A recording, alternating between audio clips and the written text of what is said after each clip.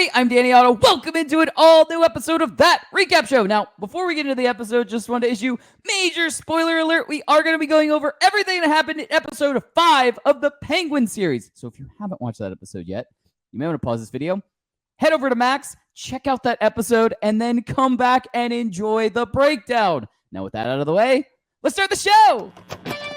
Poppin' Off presents That Recap Show.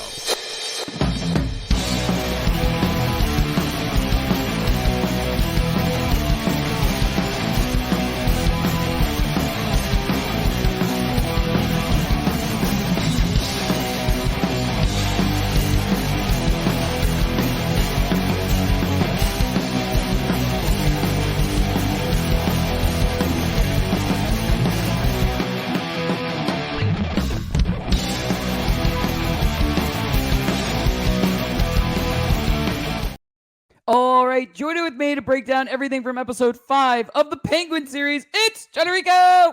Hello. Hello. Oh boy. What show? Oh man, this is so much happened. We were talking about this, even right before we started, that it felt like such a longer episode than kind of any of the other ones, because just so much was packed into this episode. So much happened. Every second of this episode was used to kind of progress multiple storylines. Like it just went in all different directions as hard as it possibly could. So like I said, I feel like I'm a broken record. I'm going to say this every single episode. It felt like a movie, and this one legitimately did, because we had so many different storylines weaving through this episode, kind of pushing the story fronts on different characters and different things into motion and everything. Just a lot. One thing I noticed about this episode, and before I say it, I don't mean this in a negative way at all. But this episode in particular had a lot of those end of episode moments. I feel like moments that you could go right to credits type of thing. Right. Like more so than any of the episodes so far this season. I feel like we spoiler alert, we already said that. So if you're listening now and you haven't watched it, I apologize. But like we had, Sophia and Sal Maroni kind of talking about making a truce. That meeting between those two, that's a big meeting. Yeah. That could have been the end of the episode, because we had even like that music kind of swelled a little bit when Sophia's kind of like looking at him, talking about like joining the families together. That could have ended right there. We could have had, when we started lighting people on fire, that could have been the end of an episode. Right. Also, like there's so many moments in this episode that I felt like could have been.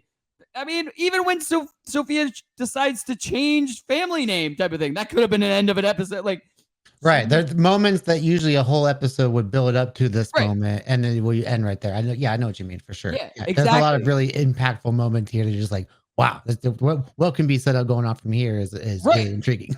Could have stood on that like hill as the end of the episode type of thing. And like I said, I don't mean that in any way as a negative thing. I just mean to kind of reiterate how many things happened in this episode that you did continue after those moments, and it's still built to another one of those moments. Like that's how much happened in this episode. But Rico, what were some of your instant reactions for episode 5? Yeah, exactly. There's just so many moving pieces to this puzzle that it just keeps your brain moving as far as like what you need to pay attention to and all the things that happened before that set up. It's really cool. Like this whole episode starts off with just the fallout of with what happened with Sophia at the FF Falcone house when she gassed everybody up. Them taking the girl away. And then they had a really cool cameo from the Batman movies with Chief Bach too, the kind of high speaking chief. He's a really cool character. I like when they bring in like these little small characters like that you recognize from the movie, but it just makes sense for them to be there. And I love the dynamic between him and Sophia, and that where she's kind of showing that whole power dynamic between the Falcone and the GCPD. So yeah, that was a really cool scene. And then that's just in the beginning of the episode, and so much happens on their point too. Like it was very easy to probably forget about that point, that scene in general. Like that's a really cool cameo to kind of just bring in from the movies, just to kind of tie that whole world in together. But yeah, dude, R.I.P. the Falcone name, and essentially and rise of the Gigante Empire, right? So I think that was a really cool thing to see for Sophia on this end. I like when we got to see Sophia and Oz both making big moves in building their own respective empires. Like we saw the crumbling of one of the major families, and we're kind of seeing one other one that's kind of like in jeopardy now as we see it, where he's kind of like fighting his way to survive in the Moroni family. But now we're seeing the name of these new powerful leaders come up into power. So it's really fun to kind of watch that kind of come into fruition. But also, we were both kind of right about Johnny Vitti too, man. You were saying that he wasn't going to last much longer after being captured.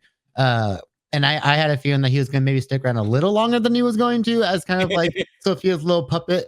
But she still kind of does use that to kind of like, gather the troops together. And then eventually she makes that real strong point, and then bop, right there on the table. That was just insane. Another great scene for Sophia. It almost matches that scene energy that she brought to the dinner scene in the night before. So yeah, that's just a really well done show. And just again, this actually made a great use of the like almost the entire cast that we've seen throughout the show. Like stuff with Vic and Oz's mother. We get stuff with Oz. We get stuff with Sophia and all the Falcones. Yeah, I think everybody in here is just used really, really well. Yeah, absolutely. I totally agree. And as soon as Sophia was saying that, like, was pointing out that Vitti was like, he's not like you guys. He's a made man. Like, I was like, oh, it's coming. Something's gonna happen to him. A point's about to be made here. Yeah, very quickly. And yeah, I was right. I was like, oh, there it goes. Very Untouchables, and the baseball bat scene. Yeah. So I was like, yeah, dude, there's some, the way they just bring that real like mafia movie feel to this is just amazing. Absolutely. You want to get to some big takeaways? Yeah. Awesome. All right, I'm gonna kick off big takeaways, and in a episode where like we had, I mean, arguably some of the darkest moments. Yeah. in this entire series so far. I gotta mention a small moment of humor. I had to mention it because I giggled out loud when it happened. So we get to the end of the episode, and we have Oz and Vic kind of reuniting. They'd already reunited type of thing, but like Oz comes and meets up with them after Vic and Oz's mom had gotten to safety, stuff like that. And they're kind of they're talking a little bit, and Oz starts mentioning these underground tunnels that him and his brothers used to play in when they were kids and stuff like that. And he takes Vic there, and they start looking around and everything like that. And I kind of knew it immediately, like, oh, this is gonna be a new base. Like this is perfect. Oh yeah, as soon as you see it, just has a total like lair feel to it. Penguin's lair. Well, Penguin's lair, but it kind of reminded me more of like the Ninja Turtle lair. Like I was like, yeah, for sure. Yeah, the underground tunnels. Yeah. But so we have this moment where they're like Oz is saying you feel that humidity, that heat. And Vic has the realization, oh, it's perfect for mushroom. Like, it's just like this kind of, this moment of hope, I guess, of rebuilding the mushrooms, of kind of, Oz and Vic are going to start on this, and this is their new headquarters and everything like that. And in a moment of pure comedy, you have like the swell of like the hope sound, and you think it's just going to end right there at that in this picturesque like moment.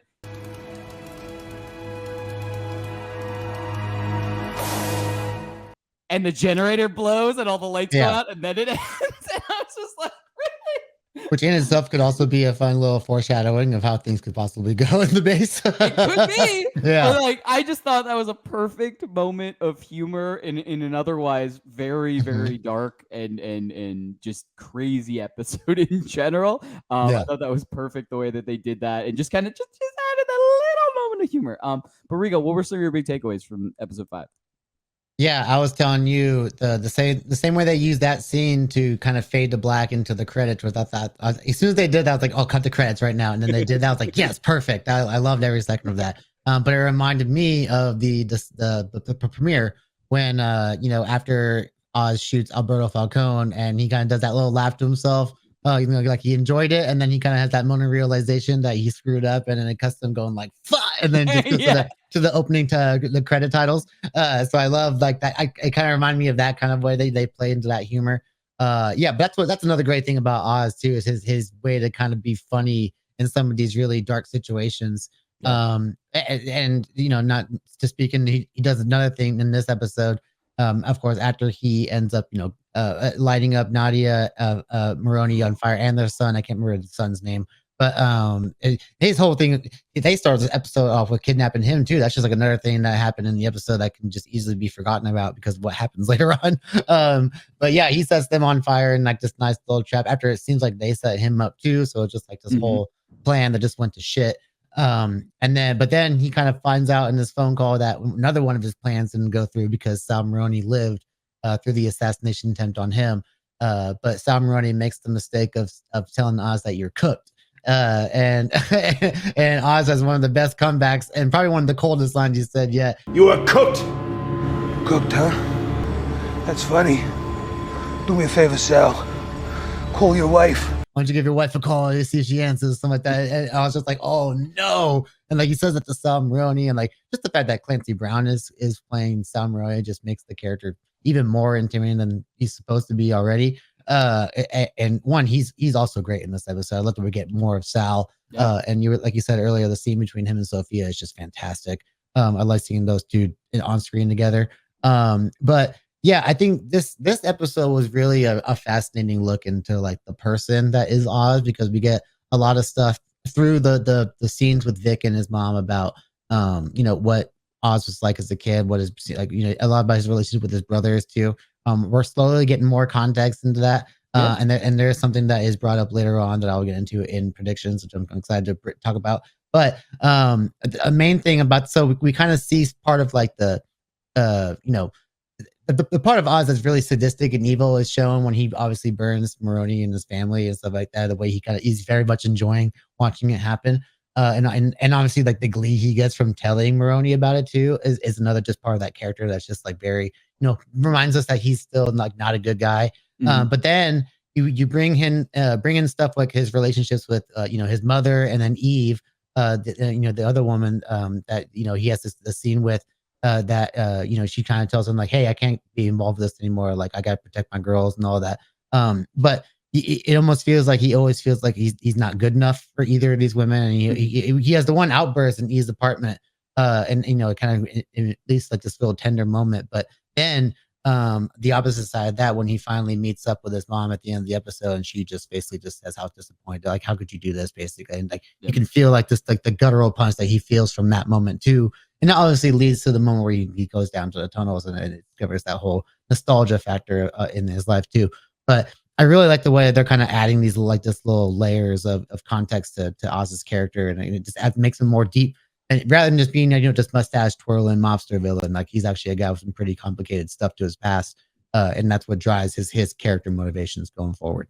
Yeah, I totally agree, and I think one thing that we've definitely already said about the series, but could definitely repeat, is it's not just Oz. Like we get Sophia's full character stuff too. Like they're doing such a good job at making these characters have this much depth. So it's not just like you said, mustache twirling, mobster one-dimensional villains. And we're getting all of this extra added depth in all of these characters, that it's kind of really pulling us into all these characters, basically.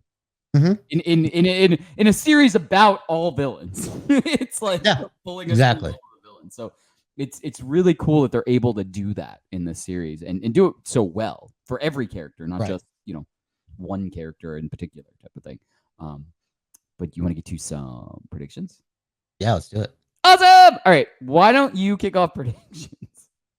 Okay, so so we get the whole shot of them going through the tunnels there at the end. And the funny thing about the actual the the tunnels being the base of operations, that it feels like a cool nod to the Danny DeVito Penguin as well, because his whole situation was in the sewers as well. But it's like a cool kind of like New York version of it. Like it's like an old underground transportation system, Yeah. which works well for what he's trying to do for his operations, of course. Like we see some of the previews that he's using these tunnels to like kind of use like motorcycles to go through. So it's gonna be really cool to watch him go through that kind of system. Like it seems like they get things up and running pretty quickly, which is pretty cool. But there's a certain shot in there when they're first going through the tunnels. There's a door on the left, and Oz looks down on it. I can't remember what it said on the door. Something about, but I think for water. Yeah, I think it's Gotham City Water. Or yeah, it was something like that. He kind of looks. He gets this look on his face though, like it brings up something in his past, and he just keeps moving. So, he talks about how he used to go down there with his brothers a lot. So I have a feeling that room particularly might be something that might have happened concerning one of his brothers, maybe both his brothers. We don't, because he does say earlier in the episode, like, because when Vic asked him like what happened to your brother, he goes, the city took them. Right. So I think that the way he words that, I think is very, obviously cryptic. But I'm gonna get that little hint there at the end of the episode. I think that might, help me tying some threads together. And I'm looking forward to seeing some like the true I think that's the one flashback I really would think we need to see still. We've gotten the Vic flashback from when the events of like the Riddler stuff. We got Sophia's flashback stuff last episode, which was fantastic. But I think now the Oz, like younger Oz flashback stuff is I think what I'm really interested in seeing now. So yeah, I'm really seeing to see like what particular ties that room has to his brothers overall. Yeah, I mean there's a number of things that it could end up leading towards. I mean, it could be they were playing in there as kids and something happened, or it could be, that maybe his brothers weren't on the life of crime. Maybe they, worked for the city and then some accident happens there. Like there's so many different routes that could go with that. I'm with you. I am very excited to kind of get more flashbacks of a younger Oz and kind of see how he got into this life. Yeah, fill in the gaps. What happened to Oz's dad? Because his mom mentioned. Yeah, that's one I thought also. about. Like, yeah. So there's a lot more backstory there. That I'm with you. I'd be really excited to see some of that. The only thing I really have moving forward is I am really interested to see, what Oz is like, what precautions I guess Oz is going to be taking now that he left Sophia alive. And I don't know if he even knows this yet. He does know this because he was talking to Sal Maroni on the phone. Yeah. So he knows both of them have been maimed but not killed. Right. So they're both after him. He might not know that they've teamed up, but he knows that they're both after him. The enemy of my enemy is my friend kind of pact that they've made, which is I think is very interesting. Right. So I'm interested to kind of see how that's gonna be like hashed out. I mean, we're definitely going to lead to like some conflict is happening at some point between like all of them. But yeah, I'm interested to see, in the next episode or two, kind of everything getting pushed a little bit closer to that eventual, breaking point. Yeah, exactly. Yeah. So. And there's also the whole kind of, Vic's kind of rising into his whole power status, not even necessarily into power, but like just kind of working his way up the ladder essentially. But now there's the whole kind of hurdle he has with was it Squid, the guy from his old neighborhood? Was it Squid? Yeah. So now that they do hint that he knows that he saw him there, but now I'm interested to see if like Oz is gonna maybe try to like get Squid to just work for him, but now there's gonna be like that thing where like, but you work for Vic now, and now so it's like they're gonna like create a power dynamic between those two. But it's good. Maybe Squid will try to fight him on it. So I think that's gonna be an interesting thing to kind of watch unfold maybe over the next episode or two. I don't want to see it, but another thought that I had is, Squid knows that they went into that building. He has no idea who Oz's mom is or anything like that. Mm-hmm. But Oz and Vic left. The mom is sleeping in an apartment that clearly is easy enough to get into. So what if, like what if bad news happens? For Squid though too. I'm just saying, he doesn't know Oz has anything in the mix. Like, what if he goes up there and what if he thinks it's just like a relative of Vic? Just robs her.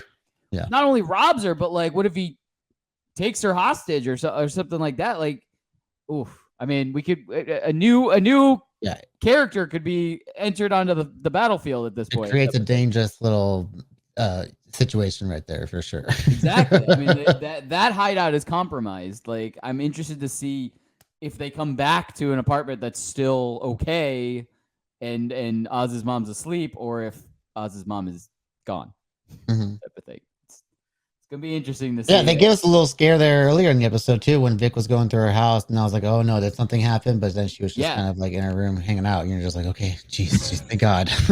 There was stuff on the stove, the refrigerator and freezer wide open. Yeah, I was afraid. I was, for a second, I was like, "Is the mom gonna accidentally shoot Vic, or like, you know what I mean?" Like, I was like, we don't know what kind of episode she's having. I didn't even think that maybe somebody else had taken her.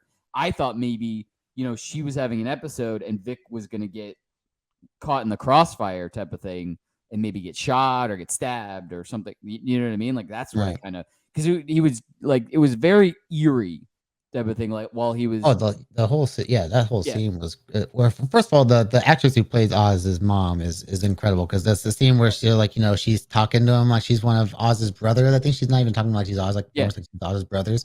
And then he's like, "No, I'm Vic," and you hear her voice change into like the regular like woman that she is in the present. She's like, "I know who you are," and you're just like, "Oh shit!" It's like it's like the way she's able to turn in that, and like the acting is like, oh my God, just phenomenal. Yeah, she's great at what she does, and I really interested to see next episode. It's gonna be a tough week to wait at this point. Yeah, what are they gonna fit into next week? Like, geez. I mean, you saw how much they fit into this episode. Yeah, oh man, there's so much.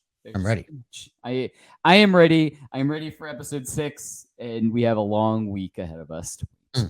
But as we always say, that's what we think. Let us know in the comments below. What did you think of episode 5? And what do you think is going to happen moving forward? Is Oz's mom going to be okay, or is Squid going to get involved and everything's going to be chaos? And as always, don't forget, like, subscribe, and turn on notifications to hear about all of our latest audio and video podcast releases.